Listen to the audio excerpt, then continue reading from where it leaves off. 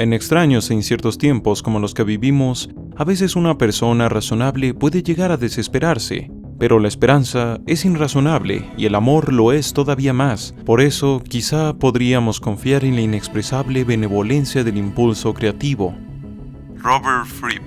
Industria y creatividad son dos ideas que parecen completamente opuestas. Esa idea de fábricas o de grupos de técnicos en procesos administrativos es bastante extraña, pero es real, y aún más, es increíblemente poderosa y lucrativa. Es decir, ese gran imperio que es Disney no lo es porque esté comandado por el estereotipo de artista apasionado que prefiere el hambre que dar concesiones sobre su trabajo, pero tampoco está comandada por 4 tipos en trajes que hacen películas sin intentar nada nuevo.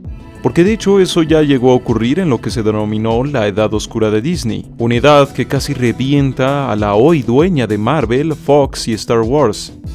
Para poder entender, pero además también aplicar de lo que va este video, tenemos que ver algunas cuestiones. Pues aunque se santifica mucho la creatividad como la gran generadora de riquezas inimaginables, no es fácil meterla en la industria o en la vida diaria y luego esperar que nos dé beneficios así sin más. Una cosa es la poética acerca de la creatividad y otra cosa es el pragmatismo para usarla y aplicarla. No, en realidad la creatividad está presente hasta en los éxitos de algunas industrias poco tocadas por el mainstream, como el del mobiliario de oficina, donde, tal como expresa Malcolm Gladwell en su libro Blink, Herman Miller pasó largo tiempo desarrollando y probando la hoy exitosa silla. Lo curioso es que al principio al público en general le parecía una silla tan extraña que las ventas eran prácticamente terribles, justamente porque según Gladwell no había nada como ella en el mercado.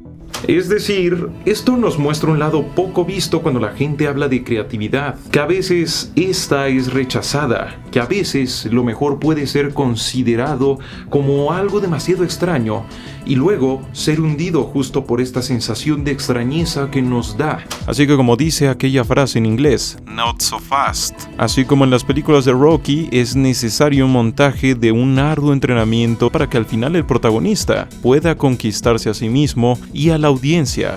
Básicamente, primero hay que revisar eso de lo que pocos hablan, de cómo la creatividad puede autodestruirse y sabotearse a sí misma cuando se enfrenta o cuando se pone enfrente del mercado. Más grande el éxito, más grande la presión de repetirte a ti mismo. Robert Fripp, guitarrista de King Crimson. Para los músicos hay un reto terrible. Si cambian mucho de un disco a otro, pueden ser abandonados por sus fans. En cambio, si se mantienen demasiado fieles a su estilo, pueden estancarse hasta el punto en que igual terminan siendo olvidados por todos. O sea, cuando hablamos de dinero y de ventas, demasiada creatividad puede ser odiada, porque aunque la gente le guste lo innovador, también llega a querer que un vaso de jugo de naranja siempre sepa a jugo de naranja. Quizá por esto Pixar, que en un principio declaraba no ser gran fan de las secuelas, luego sí que se abocó a ellas. Eso sí, bien intencionados, pero con resultados no siempre resultones. Pero no para aquí. A veces tener demasiado éxito puede ser perjudicial, porque otra vez, cuando se habla de vender tus creaciones, hay una oferta y una demanda. Aquí entra el efecto índice de audiencia. Básicamente, una empresa o hasta un youtuber se deja guiar por eso que es más consumido, hasta que solo se dedica a producir lo mismo pero con variaciones o expansiones, llegando a veces hasta un punto en que eso harta al público y termina por desinflarse. En el ejemplo del youtuber, un youtuber ve que un video tiene muchas visitas y se pone a replicar ese video una y otra y otra y otra vez, así hasta que ya pierde total identidad y creatividad. Sobre esto, Edwin Catmull, uno de los cabecillas de Pixar, habla de la bestia, que es como un ser que te exige producir mucho, aunque cada vez produzcas peor. Con eso se refiere a la potencial demanda del consumidor. Esto guarda un gran dilema, pues en la era de la infoxicación, aún los mejores, aún los más grandes, pueden llegar a ser olvidados si no hacen ruido de vez en cuando. Por último está el hecho con el que iniciamos esta sección. La gente no responde muy bien a lo que es muy innovador, por lo que a veces toca tender un puente entre lo viejo y lo nuevo. Por ejemplo, ahí está la historia de Atari, que primero comercializó Pong en lugares donde ya había juegos por los que pagabas, los pinball. De ahí lentamente llegaron hasta un punto en que vender una consola casera ya no le parecía una locura a la gente. Es decir, aquella idea que hoy es tan pero tan común, como lo es lo de las consolas caseras, que prácticamente ya enterró a las Arcadias, era tan loca que durante años ni a Atari se le ocurrió ponerla en marcha, mucho menos con la idea de que fuese una consola de juegos intercambiables en cartuchos, sobre todo porque otros con ideas parecidas ya habían fracasado en ese terreno. Bueno, ya habiendo visto esto, ¿cómo nace o se incentiva la creatividad en la vida diaria y en la industria?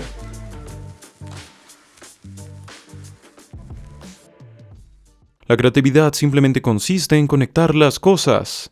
Cuando le preguntas a personas creativas cómo hicieron algo, se sienten un poco culpables, porque en realidad no crearon nada, simplemente vieron algo que les fue obvio después de un tiempo. Eso es porque fueron capaces de conectar las experiencias que habían tenido y los sintetizaron de nuevas formas.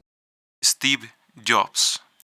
Se tiene la idea errada de que la creatividad es innata y casi hermana del talento, que un gran artista o un gran inventor va por ahí en estado de ensoñación inventando y creando, como si aquello fuese una especie de posesión divina. Esta idea de hecho es bastante inútil, pues hará suponer a quien sea que si fracasa una o dos veces, entonces no pertenece a la estirpe sagrada de los genios. Gente hoy considerada como genios se equivocaron mucho, trabajaron mucho y arriesgaron todavía más. Hay artistas que creen que lo que vayan a hacer no debe de parecerse a nada, así que rehuyen cualquier influencia externa y confunden ser diferente con ser bueno. Algunos otros presumen no haber estudiado nada de eso que hacen, como si aquello les delatara como mentes lúcidas. Esto pasa mucho en reality shows, donde se vende la idea de que puede haber un ser dotado de nacimiento para el canto, para la cocina y para mucho más, como si el esfuerzo fuera una chusma de los mediocres. La realidad es que en los emporios del entretenimiento y hasta en YouTube hay ejércitos trabajando sin descanso en cada detalle, y que por desgracia, pero con lógica, la industria olvida rápidamente a las estrellas fugaces o de reality show si no son capaces de tener un método de producción creativa adecuado. Así que no, la creatividad, aunque extraña y a veces casi milagrosa, requiere esfuerzo, trabajo y recursos, pero también abandonar la pretensión de que es como una especie de éter sublime que nos toca desde el cielo. No, de hecho es algo bastante mundano, algo bastante real. Por eso se puede atrofiar si no se desarrolla técnicamente hablando. He conocido a gente que no guioniza sus videos de YouTube y demás porque cree que eso le quita originalidad, le quita talento y le quita creatividad, siendo que la tarea de la guionización, aunque a veces monótona, es un campo muy importante de la creatividad en cualquier obra. El mejor ejemplo es Stanley Kubrick, alguien que arrasa con todos los mitos ya mencionados, pues su creatividad se expresa en la maestría técnica y no en el azar o en la ambigüedad. En 2001 no solo se obsesiona con el realismo, sino además con formas en que la imagen narre. Por ejemplo, en las escenas finales, la iluminación se diseñó como si hubiera sido pensada para una película en blanco y negro. Así, de este modo, logrando dar una rara sensación visual de artificialidad real. También está la reinterpretación, tomar algo que ya existe y someterlo a otro punto de vista. En esto, Neil Gaiman no se corta ni un poco, con sus nuevas mitologías o su reinterpretación del cuento infantil en Coraline y La Puerta Secreta. O ya el llamado popurrí, que es básicamente juntar aspectos diversos de varias culturas y mundos, no para llenar huecos de guión, sino para posibilitar nuevas historias y enfoques en ellas.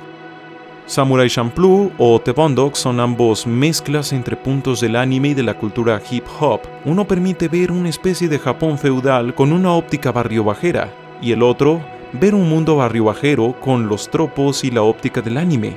Pero al final la verdad es que todo esto es bastante similar a lo que decía Steve Jobs. Se trata de juntar los puntos de un modo en que nadie lo había hecho antes. no necesariamente de inventar nuevos puntos. Y sí, todo esto suena bastante genial, pero no todo es color de rosa, porque las ideas tarde o temprano expiran, tarde o temprano pierden su fulgor por grandiosas que sean. Entonces solo nos queda crear nuevas ideas o desarrollar las que ya se tienen. Y esto nos lleva a la pregunta, ¿cómo mantener la máquina andando? Creatividad es ser el descubridor permanente de nuevos problemas. Miguel Ángel Cornejo. I+D, o Investigación y Desarrollo, es un departamento que no puede faltar en una era en que tanto el arte como la industria encuentran nuevos modos y métodos en la tecnología. Disney publicó el primer largometraje animado, y esto pegó fuerte en prácticamente todo el mundo. Pero Walt no se detuvo ahí, siguió generando tecnologías y métodos hasta que falleció. Décadas después, Pixar no solo crearía el primer corto animado por computadora, además de la tecnología detrás de ello, sino también el primer largometraje animado por computadora, causando el segundo gran impacto de la animación en la industria. Aquí el punto es que ambos entes desarrollaron tecnologías, pero también formas de usarlas, y eso les dio una ventaja total durante mucho tiempo. Así que quien sea que pueda permitírselo, debería contar con un espacio destinado a la experimentación. No olvidemos, pues, que las papas fritas nacieron a partir de alguien que cortaba las papas muy delgadas. No se inventó ni la papa, ni se inventó el cuchillo. Pero sí se hizo algo diferente con ellos. No digo que necesariamente requieras tener un laboratorio en tu casa. Lo que trato de decir es que tienes que aprender a utilizar los recursos y también ver cómo ya se han usado. O sea que para romper las reglas del juego, primero hay que conocer bien las reglas. Yo mismo sigo esto, pues tengo un canal alterno. No es un canal secundario, no es el canal donde hago tonterías aleatorias, sino ese donde pruebo nuevos modos de edición, locución y básicamente producción. Mucho de lo logrado en este canal primero tiene una versión beta o primitiva en ese otro canal. Así evito que los videos o la forma de hacer los videos se estanque, sino que cada vez sea más rápida y de mayor calidad.